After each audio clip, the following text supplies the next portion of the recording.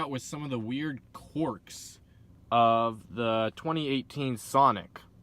So the first very notable thing is, if you look over here at where your window switches are, you can see that it's this like matte finish over here. But then when you move over to the passenger side, it's a piano black, which is weird why they didn't do it on both sides, only one. And the same with the back. The back is very, very, very cheap looking. I mean, hard plastic everywhere, but that's to be expected from a $20,000 car. But it brings a lot to be that's not expected either. You get nice little things like right here, you get a little card holder for your gas card or whatever you want to put there, license possibly. But you get a full infotainment center with 4G LTE, weather, all the amenities. And then you scroll down here and you get seat heaters. Okay, well that's very surprising that you're getting seat heaters. Then you go over to the steering wheel and you also get a steering wheel heater. You get a lot in this car. You have a very infotainment, or not, you have a lot of info on your dash cluster. You get your tire pressures for all of them and the current readout. You can change your units and so on. There's some other things, your trip and all of that. But you have cloth, but in addition to seat heaters, you also have this design in them. You also have a power seat for the driver. The passenger doesn't have it, but the driver gets that. What's up, guys? So we're driving now. We're about to get onto the freeway. We want to see just how well this the little green bean cruises at highway speed. It's only got a little 1.8, but even with a small engine, that doesn't mean that it can't. It's all about gearing in this situation. Yeah, and you know, this is meant to be a daily driven vehicle, and this is probably going to be for a student on a budget, or someone that is trying to get a commuter car, you know, on the go, cheaper costs. And you still get the amenities that we talked about, heated steering wheel, heated seats, which is huge. I mean, that's a big step up for a lot of cars, especially in this price range. Yeah, you wouldn't expect it. You really wouldn't expect to get as much as you are getting in this. This by no means is this a performance car, a luxury sedan, a luxury, really anything. But surprisingly impressive with what you're getting out of this. It holds its own. Yeah. Especially, I mean, if you're a parent watching this video and you were getting your kid a first car or something, this is along the lines of what you probably want to do. You know, 1.8 liter, not putting out a ton of power, enough power to get up and pass and move whatever you need to really do, you know, normal daily driving functions, but not a ton of power, nothing super ridiculous, but it's got all the comfort amenities that you really would want to have in a car. And you know, you even have Bluetooth and you know, safety, lots of safety features in this thing too. Yeah, it also, this is nice for people with iPhones and Androids. The younger generation might appreciate it a little bit more, but even if you're older, it's really nice because it makes it simple, and you're not technically, in California, if you're using your phone, you're breaking the law and can get a citation for that. This car comes with both Apple CarPlay and Android Auto, which is very nice that you have both of those. You have the choice. You're not like, oh, I have an Apple, I can't use it. Yeah. Or vice versa. So it's nice you have that, and it's nice. It's very, very simple design, very easy to work with, and it's nice to see that in this car. Everything's straightforward. Yeah, we haven't seen Android Auto or Apple CarPlay in many cars. Many of the cars we've reviewed. They usually have one or the other. They don't usually have both. So usually they just come with Bluetooth, your standard, which is, it's nice to have, but Apple CarPlay is that next level, and it's just really nice. Yeah, I mean, and even in the back here, I mean, you're not going to fit the tallest guy in the back seat. If I was driving the front and Nathaniel was the back, you know, it would be, I would be hating life. It would probably not be the best for a guy his size. But so right now we're gonna hop on to the freeway. We're gonna see just how well it merges. Yeah. We got a car in front of us, so we're gonna let him get a little bit ahead, and then, because I mean, we're just gonna assume that you're gonna to be driving this every day, getting to where you're going. So it picked up to speed very quickly. I mean, Not bad at all. we're cruising at 65 right now. I'm sure you can hear it. It roars to life. It's got some noise to it. Yeah. But Is it good noise? I don't know about that. I mean, it's more that the engine's right in front of you, so you're hearing a lot of the motor.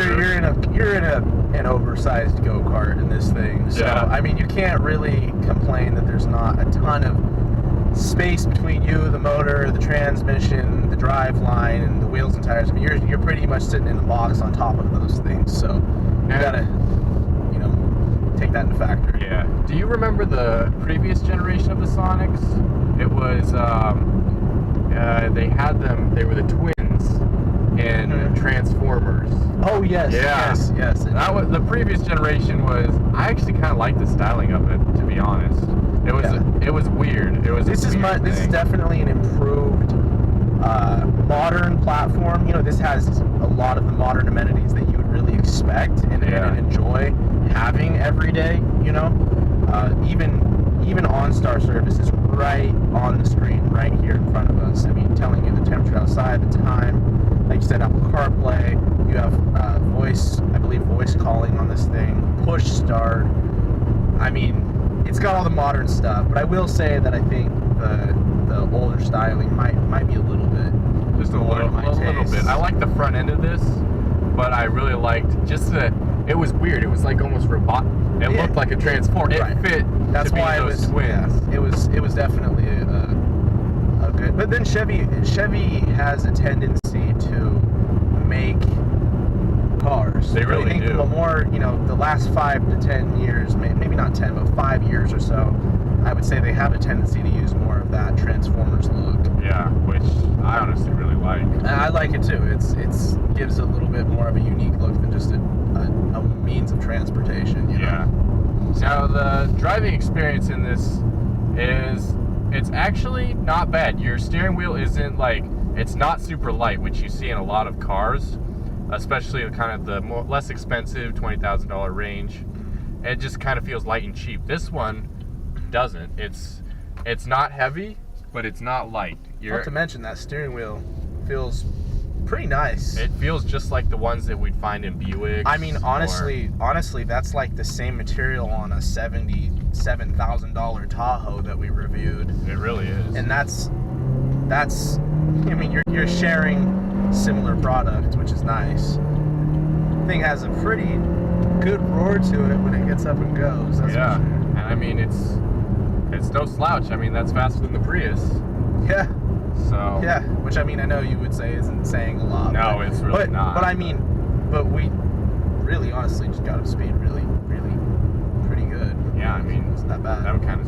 The transmission isn't clunky. It didn't feel very like it was punching itself every time we shifted up in the air. No, I will say that the first initial when you put it down, it's kind of like, oh, where am I going? But as soon as it finds its spot, then it just goes. It goes up, shifts, goes up, shifts, and it's good.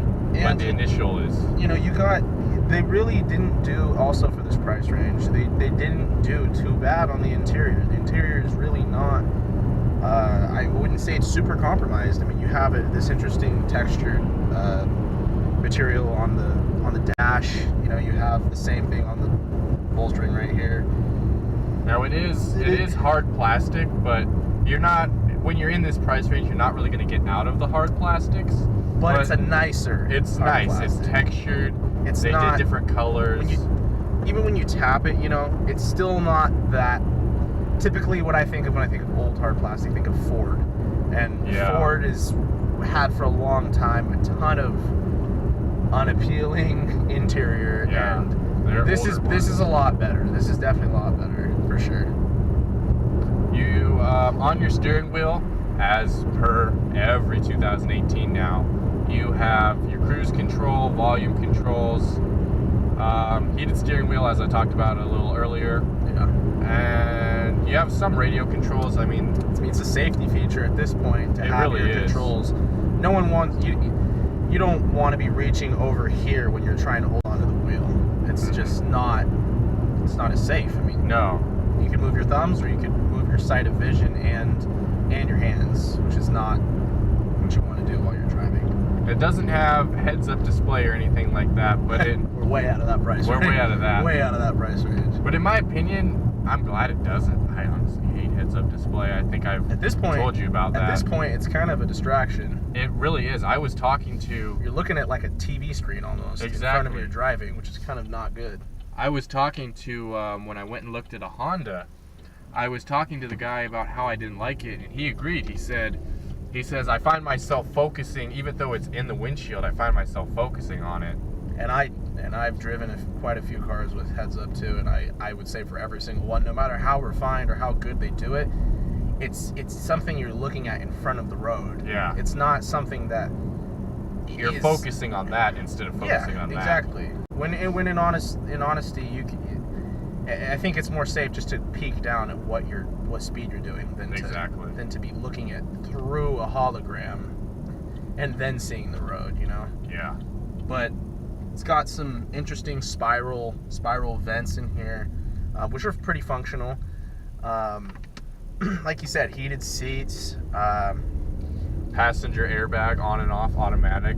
Another nice safety feature. Probably the only one really weird thing that threw both of us off getting into here was you have one oddball piece. I still don't understand that. I'm not sure why, but you have one oddball piece over here. I took him back there and I showed him the back too. Mm-hmm. It's the same. Well, it's not as nice as this one. It's actually worse back there. But I don't know. There's just one piano. There's one piano black piece in this. It's just one piece whole of trim. Car. I'm not really sure where that came from or who decided that, but the one piece of trim is just kind of funky. But I mean, it's not like it ruins anything or makes it any less good. It just is like, why? It's like the Michael Jackson car. You got the one white glove. You got the one white piano. Yeah. Window switch. It's different, but I guess it's a unique little thing. Other than that, though, I mean, you know, great getting around car for sure. Yeah, we're not on gas. Usually we touch on the driving experience a lot more, but with this one, we're not going to touch on it quite as in depth. You can't critique something that's not in the same category. Yeah, this car, for what it is, and I say for what it is, take that with a grain of salt, because even though it's not as expensive of a car, it still handles very well. I mean, I can take a turn going a pretty good amount of speed, and it hugs the ground. Here's a speed bump. We're going to see how it takes it very nicely. So it's no slouch in the handling department. The get up and go. And like we said, you're not buying this car for anything but probably getting around or getting your kid a first car, or even buying yourself just a little commuter car that does what you need. It's a nice tip. Yeah. So you can't critique it too hard, but it does hold up, you know, and it does what it needs to.